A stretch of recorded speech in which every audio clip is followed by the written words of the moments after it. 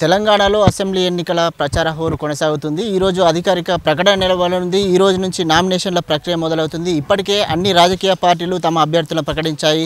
అభ్యర్థులందరూ తమ తమ ప్రచారాలు మొదలుపెట్టారు. అయితే ఈ నేపథ్యంలోనే ఎల్బీనగర్లో ప్రచార committee chairman LB Nagar Congress party అభ్యర్థి మదియాష్ గౌడ్ ఈరోజు ప్రచారం మొదలుపెట్టారు. వారితో మాట్లాడదాం. అసలు ప్రచారం ఎలా కొనసాగుతుంది, ప్రజల నుంచి ఎలాంటి స్పందన ఉందనే విషయాలు వారితో మాట్లాడి తెలుసుకునే ప్రయత్నం చేద్దాం. మదియాష్ గారు, ఎలా ఉంది ప్రచారం, ప్రజల నుంచి ఎలా స్పందన?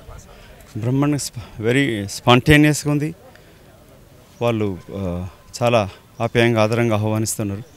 మా మిత్రులు కాంగ్రెస్ పార్టీ సీనియర్ నాయకులు, ఈ అసెంబ్లీ ఇన్ఛార్జ్ ప్రభాకర్ రెడ్డి గారు, మా డివిజనల్ అధ్యక్షుడు వేణు, సీనియర్ నాయకుడు వెంకట్, ఇప్పుడు పక్కన నేర్చుకోవాలన్న ధనరాజు గారికి, మిగతా మిత్రులంతా కూడా మీరు ఇక్కడ వాకర్స్ కలిసిన కాలనీస్కి వెళ్ళినా కూడా, మొన్న శానిటేషన్ వర్కర్స్ కలిస్తే కూడా దర్ ఎక్స్ప్రెసింగ్ వీళ్ళ ఎట్లా డిసప్పాయింట్ అయినారు, కేసీఆర్ మాటల ఎట్లా మోసపోయినారు, మార్పు ఎందుకు కోరుకుంటున్నారు, కాంగ్రెస్ ఎందుకు కావాలనుకుంటున్నారు.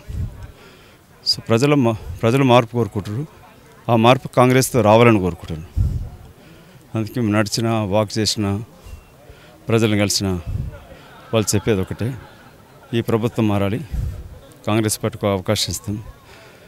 ఓటమి భయంతోనే చంద్రశేఖరరావు ఓడిపోతే ఏమవుతుంది, నేను ఓడిపోతే నష్టమవుతుంది. చంద్రశేఖరరావు లేనప్పుడు ఈ విక్టోరియా మెమోరియల్ హోమ్ ఉండే, చార్మినార్ కూడా ఉండే, గండిపేట ఉండే, ఉస్మాన్ సాగర్ కూడా ఉండే.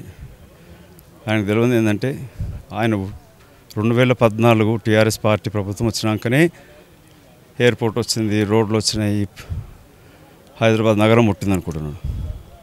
నువ్వు పుట్టినా సచ్చినా ఈ ప్రాంతం ఉంటుంది. నువ్వు పుట్టుండి అందరిని చంపుతా ఉన్నావు, అన్ని వర్గాలు మోసం చేస్తూ ఉన్నావు. నేను రాజకీయ బంధు పెట్టాలని కృతజ్ఞతతో ప్రజలు ఉన్నారు. ఒకటి పదే కేసీఆర్ ప్రచార సభలో మాట్లాడుతున్నారు, కాంగ్రెస్ పార్టీ వస్తే కరెంటు కష్టాలు వస్తాయని చెప్పి, రైతు బంధును రద్దు చేస్తారని చెప్పేసి, రైతు బీమా రాదని చెప్పి ప్రజలకు చెప్తున్నారు. మీరు దీనిపైన? బట్టబాజు మాటలు, బైరూపులో వేషాలు.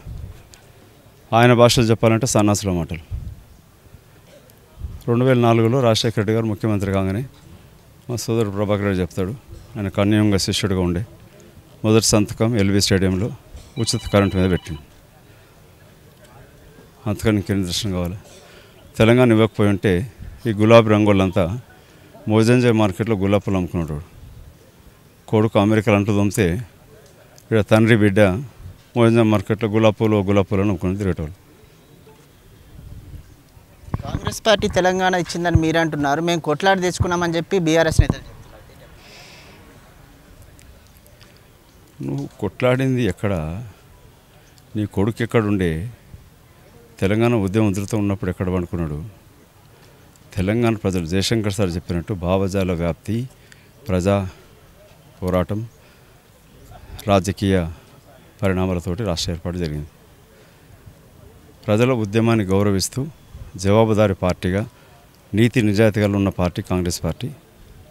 రాజకీయ లబ్ధి కొరకు కాకుండా రాష్ట్ర ప్రజల అభివృద్ధి ముఖ్యంగా చేసినది. తాగుబోటు మాటలు నీళ్ళ మీద మూటలు అంటారు, బుడగలు, నీటి మీద బుడగలు. చంద్రశేఖరరావు పొద్దున పుట్టిన తాగుతాడు, ఇక రాత్రిపూట తాగి పండుకుంటాడు. మేము తెచ్చిందంటే అసెంబ్లీ సాక్షిగా, అప్పుడే తాగలేదనుకుంటా, ఎందుకంటే అసెంబ్లీలు ఉండే కాబట్టి. మొట్టమొదటి అసెంబ్లీ సమావేశంలో అసెంబ్లీ సాక్షిగా చెప్తా ఉన్నా, సోనియా గాంధీ వల్లనే తెలంగాణ ఏర్పడింది, సోనియా గాంధీ గారు లేకుంటే తెలంగాణ ఏర్పడదు అన్నాడు. మీరు ఈ ప్రశ్న మమ్మల్ని అడగకముందు మేము కొట్లాడి తెచ్చుకున్నాం, సావు నోట్ల మూతి పెట్టినా, చేయి పెట్టినా, కాలు పెట్టినా కన్నా అసెంబ్లీ సాక్షిగా కల్వకుంట్ల చంద్రశేఖరరావు తెలంగాణ రాష్ట్ర మొదటి ముఖ్యమంత్రిగా ఏం మాట్లాడిండో ఆ మీటింగ్ ఒకటి పెట్టుండ్రి, ఆ వీడియో ఒకటి పెట్టు, ఇది పెట్టు. దళితుల ముఖ్యమంత్రి 3 ఎకరాల పొలం పెట్టి ముఖ్యమంత్రిని చేయకపోతే తల నరుక్కుంటా అన్నాడు. అట్లా నరుక్కుంటూ పోతే ఎన్నిసార్లు తల నరుక్కుంటాడు? రాక్షసుడికి 10 తలలు ఉండేదని వినేది. ఈయన చంద్రశేఖరరావు రావణాసురుడు, ఈయనకి ఎన్ని తలలు ఉన్నాయో తెలియదు. అందుకే నరుక్కుంటూ పోతా ఉంటే ఆఖరి ఒకటి తల మిగిలింది. అది కాళోజీ గారు చెప్పినట్టుగా, పరాయివాడు మోసం చేస్తే సరిద్దరకు పారదోలం అన్నాడు, సొంతోడు మోసం చేస్తే రాజకీయ బంధపెట్టమన్నాడు. ఉన్న ఆఖరి తలని రాజకీయంగా బంధపెట్టే సమయం 30 తారీఖు డిసెంబర్ 3 పడతలతో వస్తుంది. కేసీఆర్ చెప్తున్నారు ఈ 9 ఏళ్ల పాలన కాలంలో దేశంలోనే నెంబర్ 1 రాష్ట్రంగా తెలంగాణ రాష్ట్రాన్ని తీసుకెళ్ళాము. అలాంటి తెలంగాణ రాష్ట్రం తీసుకొచ్చిన బీఆర్ఎస్ పార్టీని గెలిపిస్తారా, కాంగ్రెస్ని తీసుకొచ్చైతే ఒక అవినీతి పాలన వస్తుందని చెప్పి వాళ్ళు చెప్తున్న పరిస్థితి. 4 లక్షల కోట్లు. ఎస్, ఆయన చెప్పింది చాలా నిజము. ఈ 9.5 ఏళ్లలో దేశంలో నంబర్ 1 కరప్ట్ ప్రభుత్వం ఏర్పడింది. కరప్షన్ అంటే 60 ఏళ్ళు దాటిపోయిన నిజాం సాగర్, నాగార్జున సాగర్, ఎస్ఆర్ఎస్పి ప్రాజెక్టులు ఇంకా కొనసాగుతూ ఉన్నాయి. ఈయన కట్టిన కాళేశ్వరం 4 ఏళ్ళకే మూసుకున్నది, ముషిన్లు మునిగిపోయినాయి. ఇప్పుడు ఆఖరికి పిల్లలు కూడా పర్రెలు వాసి కింద దిగిపోయినాయి.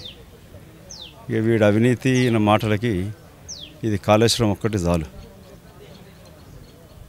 ఈ అధినేత రాహుల్ గాంధీపై కూడా మంత్రి కేటీఆర్ పదే వ్యాఖ్యలు చేస్తున్నారు. రాహుల్ గాంధీ ఒక లీడర్ కాదు, రీడర్ అంటూ ఇక్కడ స్థానిక నాయకులు రాసిచ్చిన ఏదైతే స్క్రిప్ట్ ఉందో అది చదివి వెళ్తున్నారో, ఆయనకి ఇక్కడ పరిస్థితుల అవగాహన లేదని చెప్తున్నారు. దీనిపైన వాడు ఒక ట్విట్టర్ టిల్లు. రాహుల్ గాంధీ గారు జాతీయ నాయకుడు, దేశానికి కొరకై ప్రాణార్పించిన కుటుంబం నుంచి వచ్చిన ఓ లెగసీ అందిపుచ్చుకున్న వ్యక్తి, దేశ సమగ్రత కొరకై 4000 కిలోమీటర్లు పాదనడక చేసిన మహోన్నత యువ నాయకుడు. ఈ ట్విట్టర్ కిల్లు వాడు పోలిక కాదు, నా పోటీ కాదు. అతను మాట్లాడిన దానికి వాడు వీడని మాట్లాడతాడు. అందుకని ముందు అనకపోతే ఇప్పుడు ఆన్సర్ వస్తుంది. కాంగ్రెస్ వాడు అంటాడు, వాడంటాడు, వీడంటాడు, మోదీ గీడి అంటాడు. అందుకే వీనికి రాహుల్ గాంధీతో మాట్లాడేంత, ప్రశ్నించేంత స్తోమత లేదు. వీళ్ళయ్య తెలంగాణ వచ్చినాక రాహుల్ గాంధీ కాళ్ళు మొక్కేసి వచ్చినాడు. వీడు భార్య పిల్లలు అందరు కలిసి వాళ్ళ బావ, భార్య పిల్లలు, చెల్లె, హస్బెండ్, పిల్లలు పోయి సోనియా గాంధీ కాళ్ళకు సాష్టాంగ నమస్కారం చేసి తెలంగాణ ఇచ్చిన దండ పెట్టుకొని వచ్చారు. దేవత పూజ చేసి వచ్చినట్టుగా. ఆ పాత వీడియోలు, ఫోటోలు ముందు పెడితే ఇవాళ అధికార అహంకారంతో కండకావరం ఎక్కి ఒళ్ళు బలిసి మాట్లాడుతున్నాడు. సో అతని గురించి ఎంత తక్కువ మాట్లాడితే అంత మంచిది. తెలంగాణలో కేసీఆర్ని ఢీకొనే నాయకుడే లేడు. కేసీఆర్ని ఢీకోవాలంటే మరొక కేసీఆర్ పుట్టాలని చెప్పి ఎమ్మెల్సీ కవిత నిన్న నిజామాబాద్లో అన్నది. దీనిపైన కవితమ్మకు బతుకంపిన బతుక నేర్చింది. ఆడదయ్యుండి ఆడపడుచుల పుస్తలు దిగుతూ ఉంటే సిగ్గుశరం లేకుండా ఢిల్లీ లిక్కర్ స్కామ్లు ఇరుక్కున్నావు. నువ్వు నీ లిక్కర్ స్కామ్లో జవాబు చెప్పు. ఇక నువ్వు పోటీయో సాటియో నీది నువ్వు చదువుకో ఫస్ట్. సుప్రీంకోర్టు తప్పే చేయకపోతే సుప్రీంకోర్టుకి ఎందుకు పోయినావు? నేరం చేయనప్పుడు కోర్టుకి వెళ్ళి ఎందుకు అడుక్కుంటున్నావు? నువ్వు చేసిన నీ బతికేముండే, ఎక్కడుంటివి? సంపాదించి తెలంగాణ దోసుకుని చాలక ఆడదయ్యుండి ఢిల్లీ లిక్కర్ స్కామ్లు ఎరికిన నువ్వు మాట్లాడితే మేము చెప్పాలంటే మాకు సిగ్గేస్తుంది. నువ్వు ఆడపడుచుని చెప్పుకోవాలంటే కూడా సిగ్గేస్తుంది. అలా నిజామాబాద్ కూడలు అంటే ఇంకా సిగ్గేస్తుంది. ఎల్బీనగర్ నియోజకవర్గానికి వచ్చేసరికి ఎల్బీనగర్ నుంచి BRS party MLA Sudheer Reddy ఇప్పటికే 2 సార్లు గెలిచాను, ఎల్బీనగర్ని అభివృద్ధి పరిచాను, చీకట్లో ఉన్న ఎల్బీనగర్ని వెలుగుల ఎల్బీనగర్గా తీసుకొచ్చాను అంటున్నారు. దీనిపైన మీరు ఏమంటారు? మరి ఈసారి కాంగ్రెస్ పార్టీ ఎలాంటి వెలుగులు చేస్తుంది? నీకు వీడియో మా సోదరుడు ప్రభాకర్ పంపిస్తాడు. కాంగ్రెస్ కండుగ ఒప్పుకొని ఎల్బీనగర్ ఏమన్నా అభివృద్ధి చెందిందంటే అది ఖాళీ వెంకట్ కూడా పంపుతాడు. వీడియో ఉండాలి. 5 సంవత్సరాలు కాలే మాట్లాడి కాంగ్రెస్ వల్లనే అభివృద్ధి చెందింది ఎల్బీనగర్ అని చెప్పినాడు. అది ముందు పెడతా. ఇక నేను వాడు జవాబు ఇచ్చాల్సి వస్తుంది. ఆయన మాట్లాడిందే ఆయనకే జవాబు ఆ నోట్లో పెడతాం. సొంత తల్లి లాంటి పార్టీని ద్రోహం చేసిన వ్యక్తి ఈయన. అభివృద్ధి అంటే అత్తమామల ఆరోగ్య పరీక్షల ఖర్చు బామ్మర్ది హాస్పిటల్లో ఉంచి 19 లక్షలు కొల్లగొట్టినోడు నీతి మాటలు మాట్లాడడం అంటే దయ్యాలు వేదాలు వల్లించినట్టుగా ఉన్నది. నిన్నే మేము పోయినాం మిత్రులంతా కలిసి మనసురాబాద్ పెద్ద చెరువు పోయినాం. ఆ చెరువు దత్తా తీసుకుంటా అన్నాడు. దాన్ని ఏ విధంగా దగా చేసినాడు నేను ప్రభాకర్ సెల్ఫీ దిగి పెట్టినాం. ఆ ఫోటో పంపిస్తాం మీకు. ఎంత మురికి కంపు కొడుతున్నది, బిడ్డల నుంచి పెద్దోళ్ళ తల్లిదండ్రుల ఆరోగ్యం ఎట్లా చెడిపోతుంది.